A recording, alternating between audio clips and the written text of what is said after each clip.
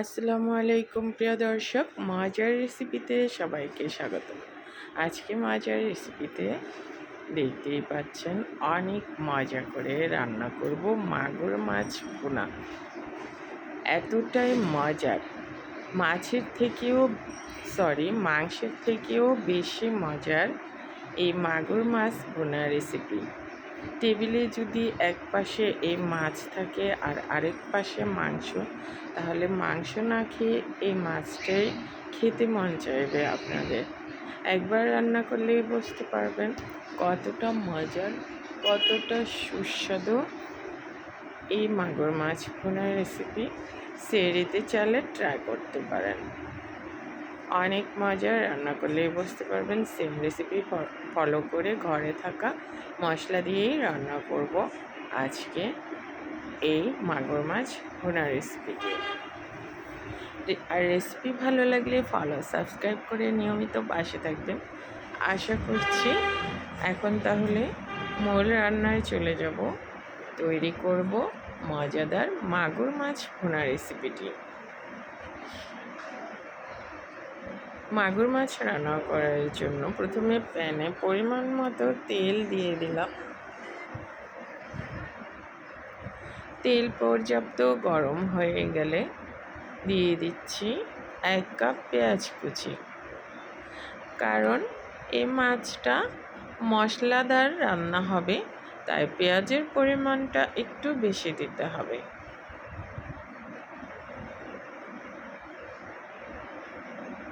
স্বাদ মতো লবণ দিয়ে দিলাম।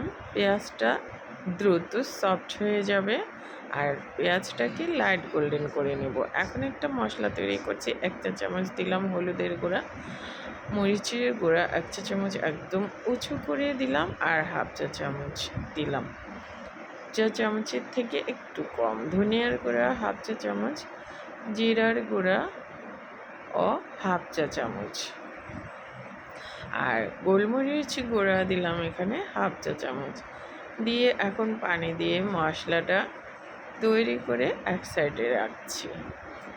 মশলাটা এভাবে গুলিয়ে নিলে তাহলে মশলাটার স্বাদটা বৃদ্ধি পায়।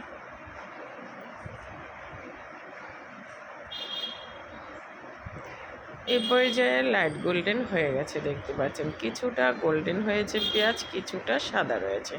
1 চা চামচ ভর্তি করে দিলাম আদা রসুনের পেস্ট দিয়ে এখন পেঁয়াজের সাথে আদা রসুনের কাঁচা স্মেল চলে যাওয়া পর্যন্ত কষিয়ে নেব। কষানো হয়ে গেলে দিচ্ছি 1/2 টমেটো কিউব করে, ছোট ছোট কিউব করে দিয়েছি। এখন পেঁয়াজের সাথে টমেটোটাকেও কষিয়ে নিলাম। কষানো হয়ে গেলে এখন মশলাগুলো অ্যাড করে দেব। ওই যে তৈরি করে রেখেছি মশলাটা পুরোটাই এখানে অ্যাড করে দিলাম। এখন কষিয়ে নেব নেড়ে চেড়ে, পেঁয়াজের সাথে মিশিয়ে নিলাম।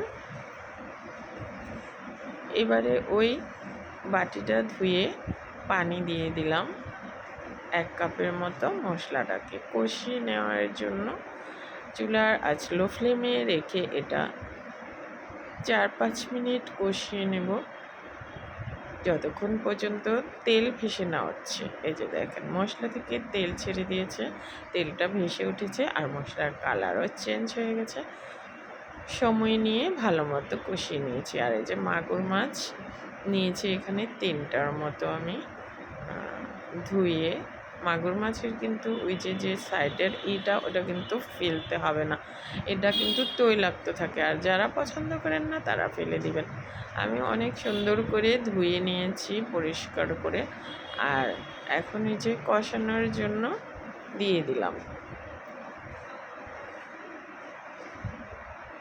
মশলার সাথে এই মাছও আমি 2-3 মিনিট কষিয়ে নেব।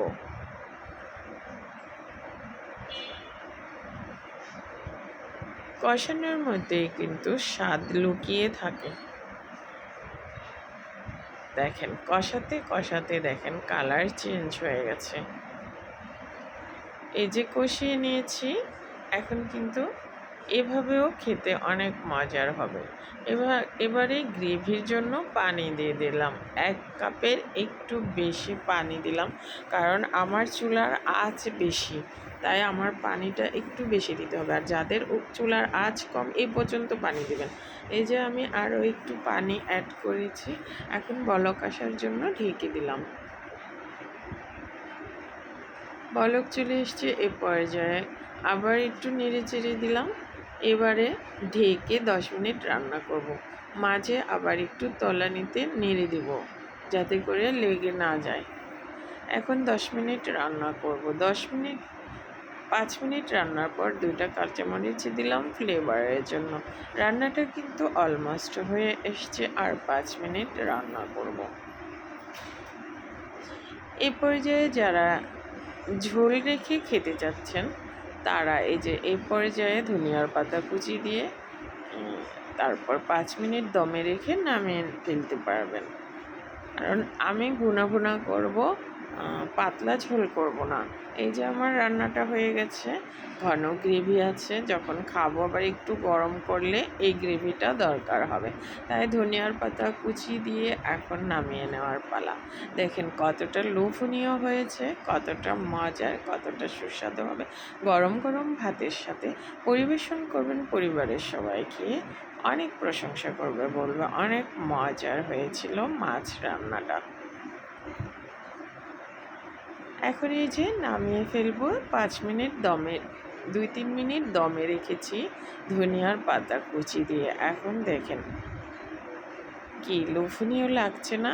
অবশ্যই ট্রাই করবেন এভাবে একবার, আর খেলেই বুঝতে পারবেন কতটা মজার।